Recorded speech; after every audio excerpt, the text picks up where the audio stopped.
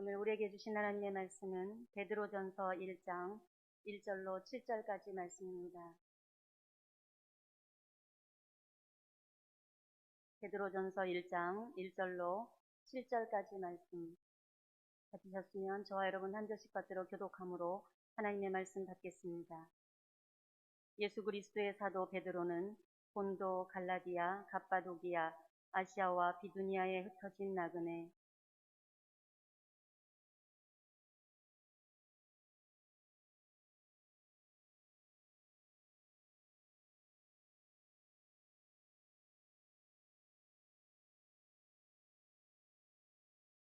우리 주 예수 그리스도의 아버지 하나님을 찬송하리로다. 그의 많으신 긍휼대로 예수 그리스도를 죽은 자 가운데서 부활하게 하심으로 말미암아 우리를 거듭나게 하사 산 소망이 있게 하시며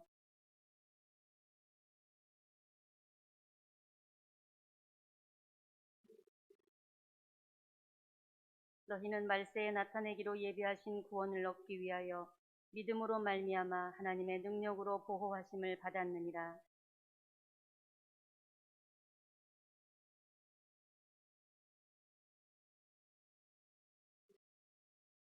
다 함께 보겠습니다.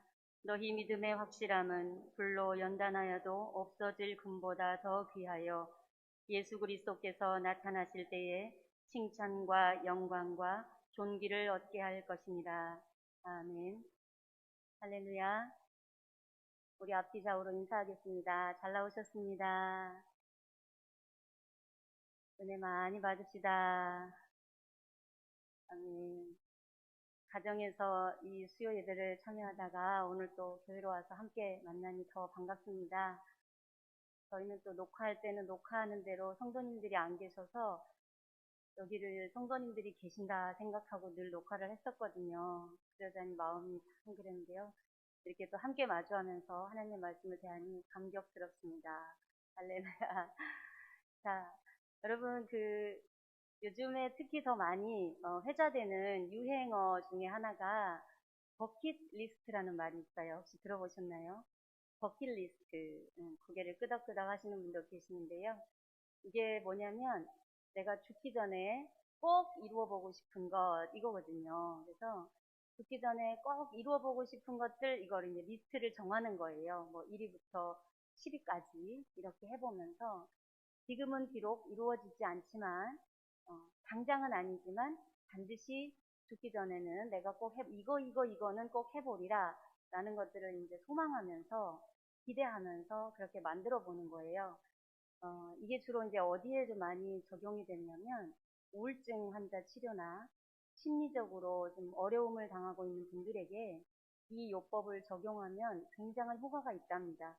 왜냐하면 그런 분들 같은 경우는 이제 현재 상황 때문에 이제 마음이 많이 힘들어하고 하는데 뭔가를 이렇게 바라볼 수 있도록 기대할 수 있도록 하는 그 요법으로 인하여서 현재에서 딛고 일어나는 에너지가 거기에서 발생한다고 합니다. 그래서 어떤 분들은 버킷리스트 작성한 걸 이렇게 보면요. 뭐 나는 꼭 죽기 전에 세계 일주를 해보리라. 뭐 이런 것들이에요. 그리고 특히 우리 크리스찬들의 버킷리스트를 이렇게 보면 나는 반드시 예루살렘 성지 순례를 꼭 해보리라 이런 게 있어요. 그런데 이게 이제 이렇게 작성해 놓고 나면 그 다음부터 이제 삶이 목표가 이제 그쪽을 향하게 되는 거죠. 그래서 오늘 하루 당장에 살아가는 이 삶에서 그것을 바라보고 사니까 자꾸 소망의 그 끈이 이어진다는 거예요. 그래서 희망이 생기고 기대감이 생기고 그게 뭐 되든 안 되든 어쨌든 간에 그렇게 향해서 가다 보니까 현재 있는 우울감에서 딛고 일어나는 요인이 된다고 합니다. 이렇게 살아가는 삶에서 뭔가 이루어졌으면 좋겠다. 바람, 이것이 바로 소망이죠. 그 소망을 가지고 사는 사람들이 이 땅에서 수없이 많은, 어쩌면 모든 사람의 삶은 그렇게 무언가를 바라보는 그 기대감, 소망으로 사는 게 아닐까라는 생각이 듭니다. 그런데 이렇게 하다가 열심히 사는 거예요. 뭐 하루하루를 그 소망을 이루기 위해서, 버킷리스트 그걸 이루기 위해서 열심히 살다가 그게 이제 이루어졌어요. 그래서 마침내 세계 일주를 했어요. 갔다 오고 나면 그 사람은 어떻게 될까요? 다시 제자리로 간다는 거예요. 그 우울 감정이 다시 또 우울감에 빠져버린다는 거예요. 왜냐하면 이제 그게 기대하던 게 이루어졌잖아요. 그러니까 또 뭔가가 있어야 되는데 없다는 거죠. 이것이 우리가 이 인생에서 바라보는 버킷리스트는 모든 항목들이 다 이런다는 거죠. 그것을 바라보고 나갈 때까지는 그렇게 희망차게 가는데 이루어지고 나면 소멸된다는 거죠. 오늘 하나님께서는요, 우리 본문에서 이 산소망, 산소망이라는 제목을 주시면서 이렇게 소멸되지 않는 영원한 그러한 소망이 어떤 것인지를 우리에게 말씀해 주고 있습니다. 특별히 오늘 베드로전서는 우리가 많이 알고 있는 예수님의 수제자 베드로를 통하여서 주신 서신인데, 우리가 서신서들마다 약간의 특징이 있습니다. 우리가 바울 서신 그러면 어떠죠? 바울 서신은 믿음을 강조하는 거잖아요. 이쪽 다 보면 이렇게 얘기하고 나서 결국은 믿음을 강조하는 게 바울 서신들의 특징이 많습니다. 그리고 요한 서신은 어때요?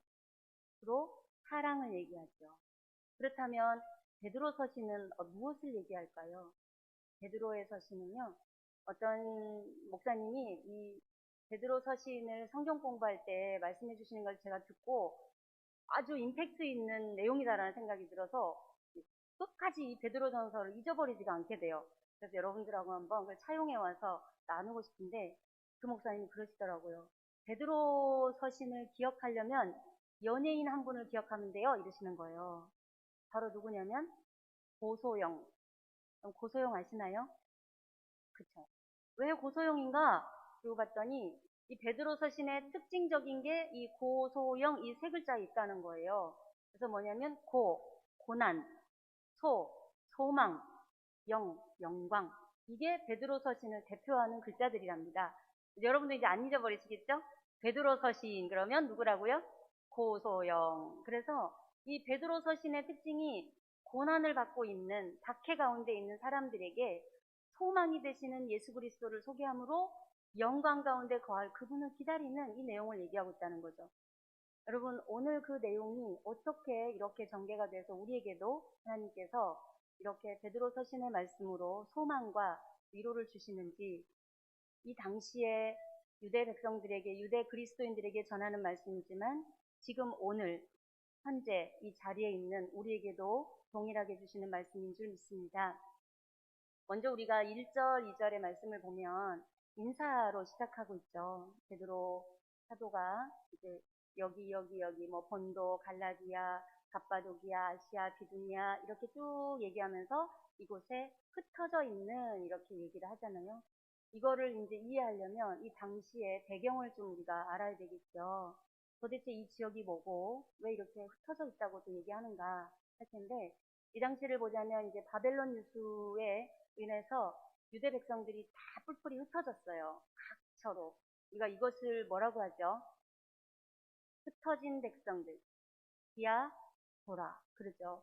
디아스포라 유대인 백성들을 향해서 그들이 흩어져 있다는 말 자체가 여러분 고난과 박해가 동반하는 단어잖아요. 그렇죠? 그리스도인으로 잘 하나님을 섬기고 있다가 박해로 인하여서 흩어져 있기 때문에 그게 도망가고 피신 간 게 아니잖아요. 요즘 우리가 그 뉴스에 보면서 제가 어떤 게 이게 디아스포라가 생각이 났냐면, 지금 아프가니스탄 사태를 보면 어떻습니까? 탈레반이 장악을 하고 나니까 아프가니스탄에 있던 모든 사람들이 목숨을 걸고 흩어지고 있잖아요. 각처로 흩어지잖아요, 이게. 아마 우리 이 당시에 유대인 그리스도인들이 이 핍박과 고난을 받기 시작하면서 각처로 흩어지는 그런 게 이런 모습들과 좀 관련된, 물론 당연히 중심의 의도는 다르죠. 아프가니스탄에서 가는 사람들과 우리 유대인 그리스도인들의 박해로 오는 그 흩어짐의 내용은 다르지만 분위기는 이렇게 급박하고 공포스럽고 이러지 않았을까라는 생각이 많이 들었습니다. 뉴스를 보면서. 이렇게 흩어져 있는, 각처로 흩어져 있는 유대인 그리스도인들. 그러니까 첫째는 먼저 바벨론 뉴스로 인하여서도 이미 이제 박해가 시작됐어요. 그런데 또 여기에 뭐가 한 가지가 더 겹치냐면, 이 당시에 이제 로마가 점령을 해서 로마가 지배하기 시작하다 보니까 그때 이제 왕이 네로가 우리 가장 유명한 네로거든요. 이 네로 왕이 어떤 취미가 있냐면 그림 그리는 걸 좋아해요. 그래서 그림 그리는데 약간 이제 정신병적인 그림 그리는 걸 좋아했대요. 자료에 의하면. 그런데 그림을 뭔가를 몰두해서 그리다가 그게 자기 마음대로 이제 안 되면 다시 이제 난리가 나는 거죠. 그런데 이때도 그림을 그렸는데 본인의 마음에 차지 않는 거예요. 그러니까 불을 질러버렸어요. 그래서 이때 일어난 대화재가 사건이 된 겁니다. 이제 불이 막 나니까 로마의 사람들에게 이제 왕이 불을 질렀다고 하면은 안 되겠잖아요. 그러니까 그것을 누구에게 책임을 전가하느냐? 그 죄를 덮어 씌우느냐? 유대인 그리스도인들에게 죄를 덮어 씌우는 거예요. 그래서 저 그리스도인들이 불을 냈다, 불을 질렀다 이렇게 하니까 그리스도인들에게 다가오는 핍박과 박해는 더 가중된 것입니다. 이러한 상황들이 겹쳐진 가운데 우리 유대인 그리스도인들이 하나님을 향한 그 섬김, 그것을 향하여서 오늘 베드로가 얘기하는 거예요. 그래서 하나님께서 미리 얘기하셨잖아요. 사도 바울은 그렇게 이 소아시아 지역, 지금 베드로가 말한 이 지역을 그렇게 가고 싶어 했잖아요. 그런데 결국은 하나님이 안 보내시고 마게도냐로 보내셨죠. 왜냐하면 하나님의 선하신 계획은 이미 이곳에 베드로를 심어두시고 베드로로 하여금 유대인 그리스도인들에게 위로와 소망을 주려고 하나님의 선하신 계획이 있었던 것입니다. 그래서 지금 베드로는 이 지역에 있는 지금 터키 지역이거든요. 이 지역에 뿔뿔이 흩어져서 이렇게 고난과 핍박 가운데 있는 유대인 그리스도인들을 위로하고 있는 거예요. 그래서 1절이 그렇게 시작해요. 이렇게 뿔뿔이 흩어져 있는 유대인 그리스도인들, 그런데 거기에 또 한 가지 더 단서를 붙여요. 나그네라고 얘기하거든요. 그렇죠? 나그네라는 단어를 쓰고 있습니다. 여러분, 우리가 뉘앙스 상으로 보면 나그네라는 말은 어때요? 그냥 뭔가 정처 없이 떠돌아다니는 방랑객 같은 이런 어감이 많이 전해지죠. 근데 여기서 말하는 나그네라는 것은 그런 뜻이 아니라 어떤 곳을 순례하는, 그래서 가야 할 곳이 있는데 그곳을 향하여서 한 길을 돌아서 가는 그 순례자라는 개념으로서의 나그네라고 말을 하고 있습니다. 그래서 이 나그네, 그런데 2절을 보니까 그 나그네를 설명해 주고 있어요. 그 나그네가 누구냐?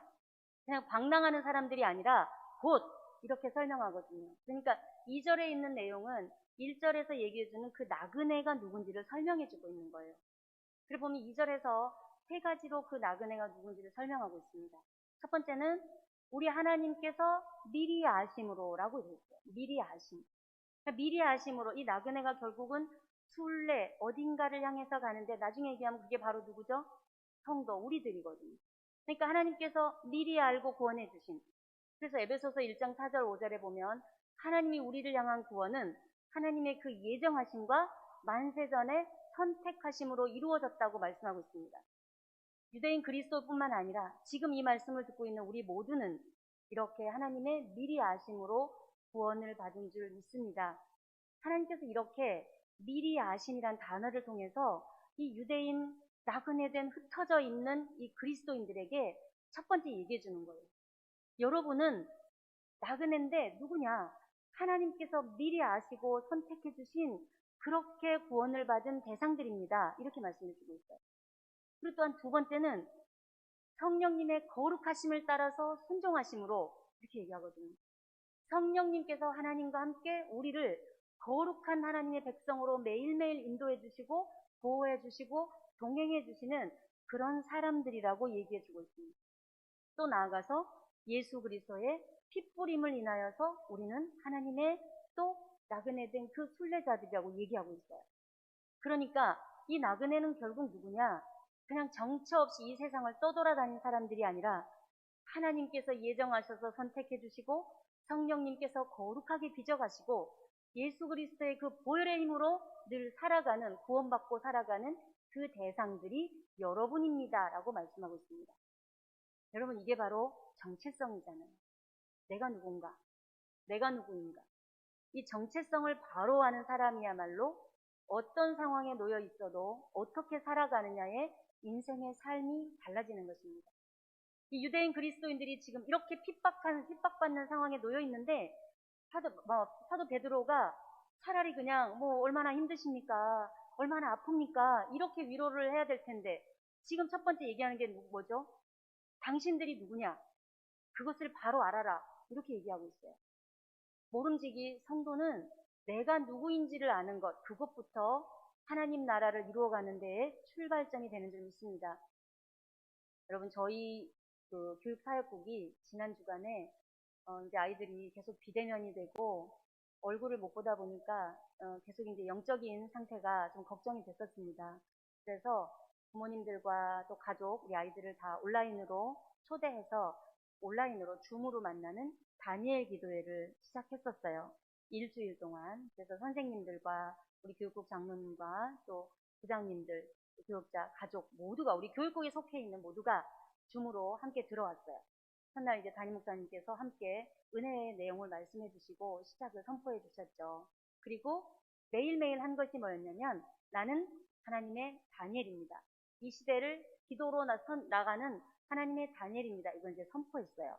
그리고 아이들하고 무슨 설교를 하거나 이런 게 아니라 그냥 은혜 나눔했어요. 하나님은 이런 분이시다. 하나님은 나를 이렇게 사랑하신다. 뭐 이렇게 다 매일매일 그 게스트로 나오신 분들도 본인이 하나님께 받은 은혜 이걸 이제 아이들에게 부모님들에게 공유하면서 같이 나눴어요. 근데 이제 목요일쯤 돼가지고 아이들에게 질문을 했습니다. 우리 이종찬 장로님께서 자 여러분 우리 친구들은 예수님이 누구라고 생각하시나요? 이랬어요. 자칫 아이들에게 너무 어려운 질문 아닐까 라고 생각을 했어요. 그런데 그 질문을 하자 우리 유치부 아이가 예수님은 저의 빛이십니다 이러는 거예요.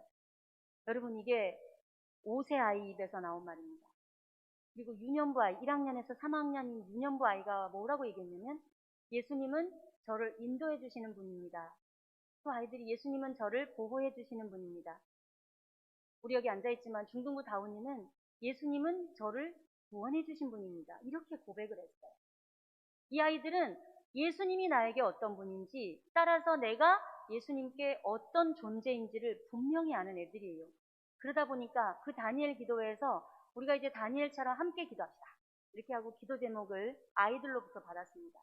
자, 기도 제목을 우리 함께 나눕시다. 이랬더니 아이들의 입에서 나온 기도 제목이에요. 우리나라가 통일되게 해주세요. 이런 기도를 해요. 또 어떤 아이는 코로나로 너무 아파하는 분들이 많은데 그분들을 위해서 우리가 함께 기도했으면 좋겠어요. 심지어 3학년 아이가 우리나라 정치가 좀 잘 됐으면 좋겠어요. 이런 기도도 했어요. 그리고 심지어 저희가 지난주에 아이들 달란트 잔치를 해줬는데요. 그날 밤에 부모님이 장문의 문자가 왔습니다. 혼자 듣기에 너무 아까워서 목사님하고 공유하려고 보내요. 그리고 왔는데 보니까 3남매를 키우시는 가정이에요. 근데 이 아이들이 1학년, 3학년, 6학년 이렇게 3명이 자라는 가정의 아이들인데 매일 밤 그 다니엘 기도회를 부모님과 함께 이제 한다는 거예요. 기도 제목을 공유하면서. 그런데 이제 엄마 아빠가 우리 교회를 위한 기도 제목을 냈대요.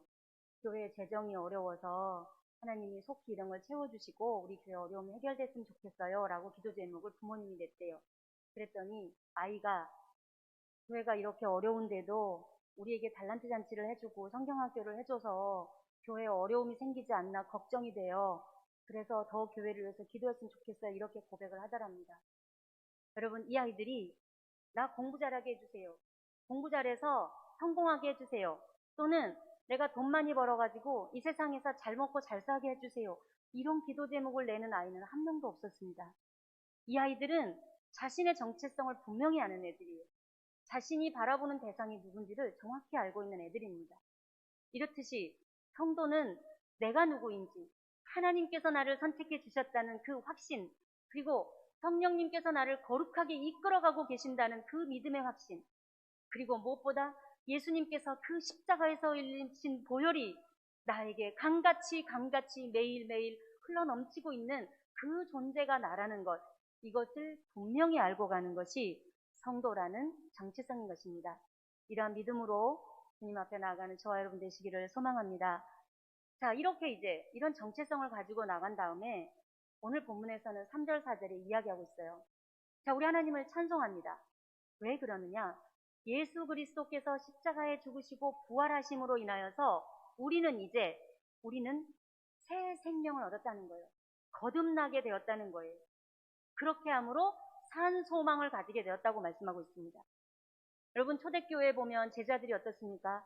예수님을 만나서 그렇게 3년 동안 예수님을 따라다니고 동고동락했던 제자들도 예수님 십자가에서 죽으시기까지는 별반 다른 게 없었어요. 그런데 그들이 새로운 사람으로 새롭게 거듭나서 새 생명의 삶을 살았던 것은 부활하신 주님을 만난 것입니다. 그리고 부활하신 주님께서 약속해 주신 성령의 충만함을 받고 그들은 완전히 새로운 사람이 됐던 것입니다. 주님께서 부활하신 능력이 우리에게는 그저 성경에 나와 있는 그 이야기, 그냥 우리 주님이 십자가에 죽으시고 우리 죄를 위해서 죽으셨다가 3일 만에 부활하셨어요, 이게 다가 아닌 거예요. 주님의 부활하심은 나도 같이 부활하는 거예요. 이전에 내가 죽고, 이전에 그렇게 자신 없고 소심하고 죄 가운데 또 두려움 가운데 고통 가운데 헤어나지도 못하던 그러던 내가 예수님의 십자가의 부활과 함께 나도 부활한 거예요. 아멘. 우리가 그렇게 살다 보니 거듭나는 거죠. 성령 안에서 거듭나고 십자가의 그 보혈의 능력에서 거듭나고 부활의 능력으로 거듭나는 것입니다. 이렇게 한 우리에게 산 소망의 대상이 바로 누구냐? 예수님이라는 거죠. 누구를 바라보고 사느냐?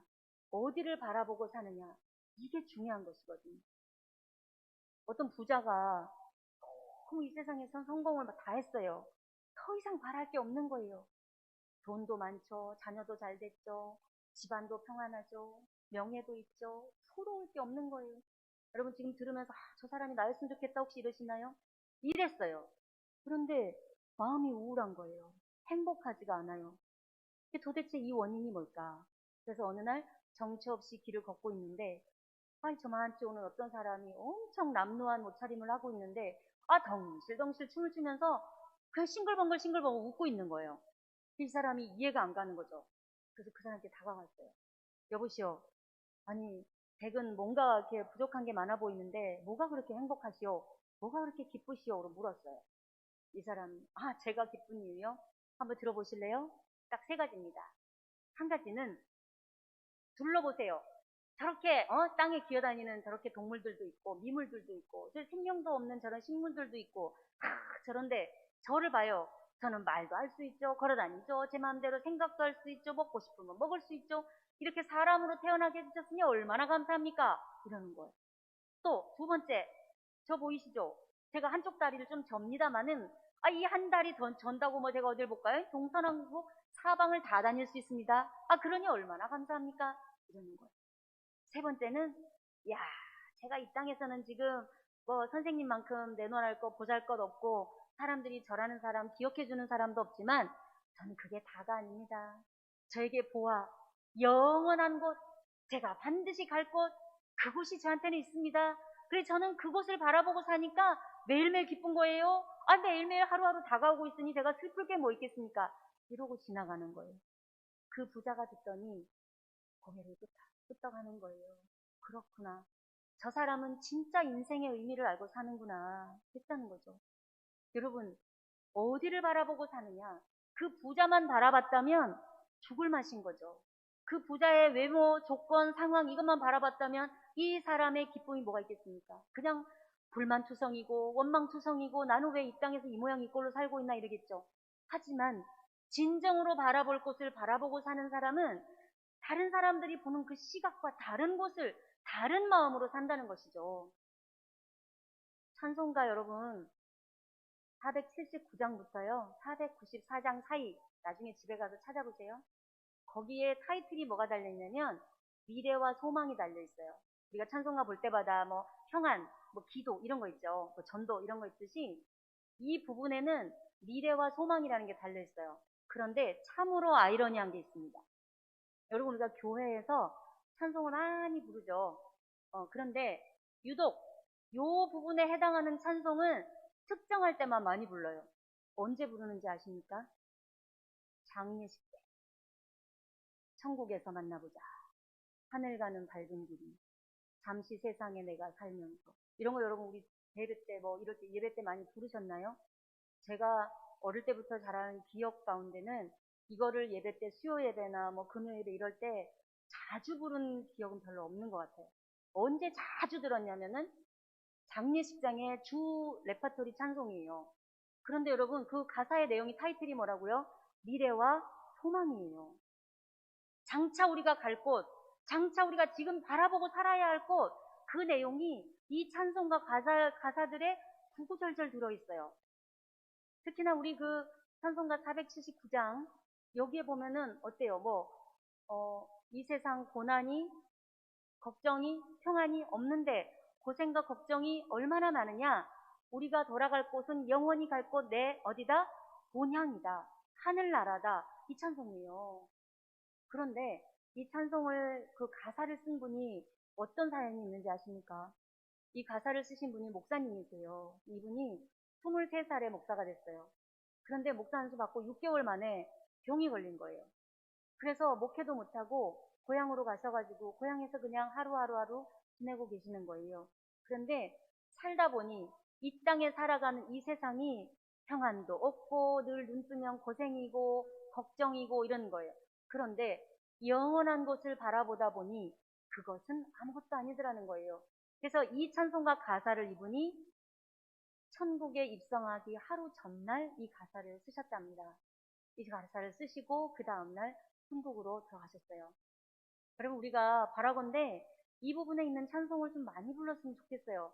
하늘 가는 밝은 길이 내 앞에 있으니 얼마나 좋습니까? 매일매일 우리가 이 찬송을 부르면서 지금의 이 고난과 이 수고로움이 있지만 내가 영원히 설 곳, 영원히 바라볼 곳, 그 주님 앞에 내가 설 곳, 이걸 바라보면서 우리가 찬송을 부르고 기도하고 나가다 보면 미래와 소망이 우리 가운데 넘쳐 흐를 줄 믿습니다. 이 주님이 우리에게 이런 소망을 보라는 거예요. 소망을 가지라는 거예요. 그런데 그 소망은 어떤 것이냐?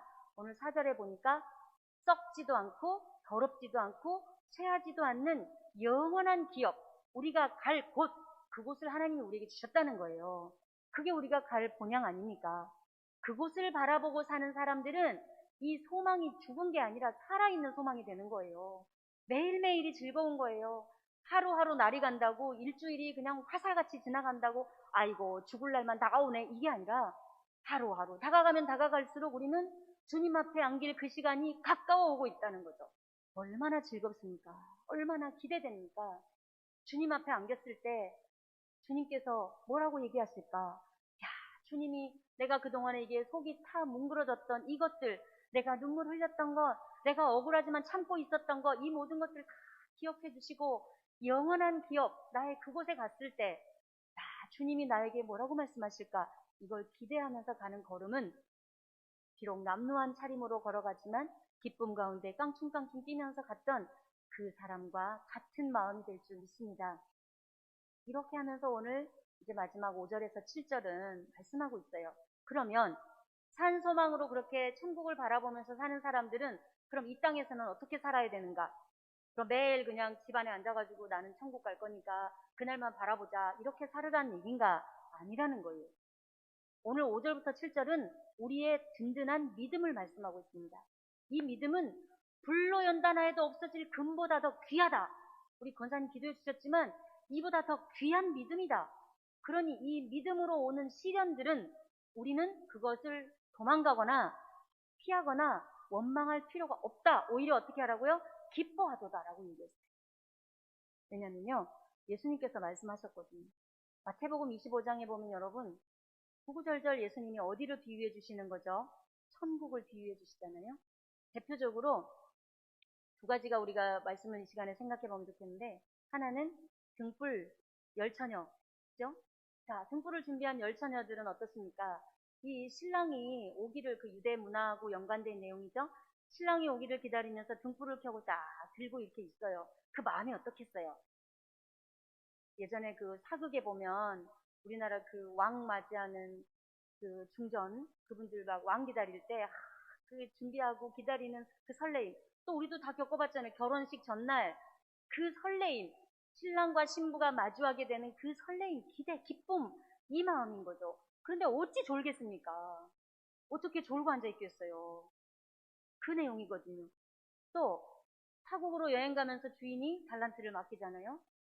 이 설교도 보면 교회 학교에서 막 달란트 잔치 할 때마다 이 설교를 해가지고 여러분 달란트 많이 모아서 선물 받으세요 이렇게 얘기하는데 타국에 가는 이 주인이 맡겨줬던 그 달란트를 받은 종들의 마음은 어떻겠습니까? 그냥 짜증이 나서 우리 주인은 맨날 나한테 노는 꼴을 못 본다 그래가지고 어떻게 하면 내가 좀 쉴까 해서 또 이거 맡겨놓고 일 시킨다 이런 마음이 드는 종들은 그건 뭐 어쩔 수 없는 거죠. 그런데 주인이 그걸 맡기고 떠났을 때 다시 만날 주인 내 앞에 다시 올 주인 반드시 올 거 아니에요. 그 주인이 내 앞에 왔을 때 내가 다시 그 주인의 얼굴을 볼 때 나는 이런 모습으로 주인을 만나야지. 이런 모습으로 주인을 대해야지. 이런 생각이 바른 종의 모습 아니겠습니까? 그러니 열심히 사는 거죠. 그러니 줬던 그 달란트를 열심히 장사를 해서 더 불리는 거예요. 더 늘리는 거예요. 왜? 주인을 만날 거니까. 그 주인 앞에 칭찬받을 그 그림을 생각하자니 얼마나 어깨가 으쓱으쓱해지겠습니까? 그런데 그걸 못 느꼈던 종은 그냥 묻어나 버리는 거예요. 그 신랑을 만날 기대감을 못 느낀 신부는 그냥 불이 꺼지든지 말든지 자버리는 거예요. 산 소망으로 주님을 바라보고 영원히 돌아갈 내 본향을 아는 사람들은 지금 이 땅에 하루하루에 내게 주어진 이 삶이 하나님 앞에서 산 소망으로 주님께 걸어가는 하루하루의 열매가 되는 걸 알기 때문에, 반드시 우리가 주님 앞에 서는 날이 있는 걸 알기 때문에 허투루 보내지를 않는다는 것이죠. 그 소망을 안고 다시 만날 주님, 그 주님 앞에 서는 그 기대를 안고 오늘 하루 만나게 해주는 사람에게 주님을 만나듯이 정성을 다해서 만나는 거죠. 내게 주어진 이 하루의 일을 다른 사람 보고 비교해서 불평하는 것이 아니라, 이게 오늘 주님이 나에게 주신 이 일이구나.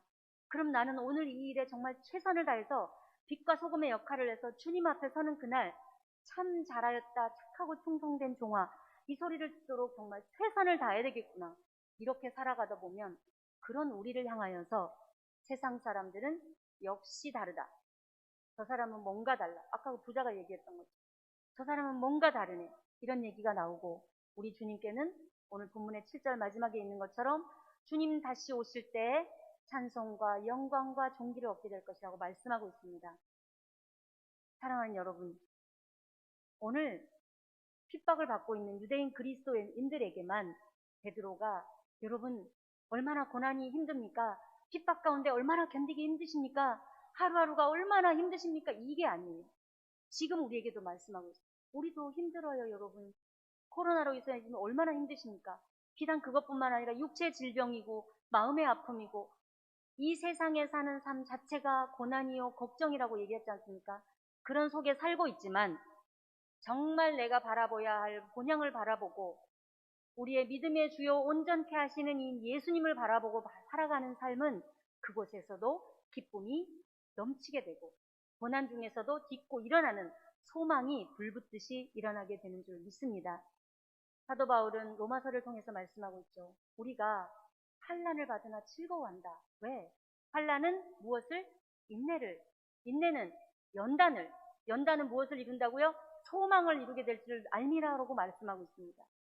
지금 받는 고난이, 지금 우리에게 겪어지는 여러 가지 상황들이 그저 무의미하게 지나가는 게 아니라는 거예요.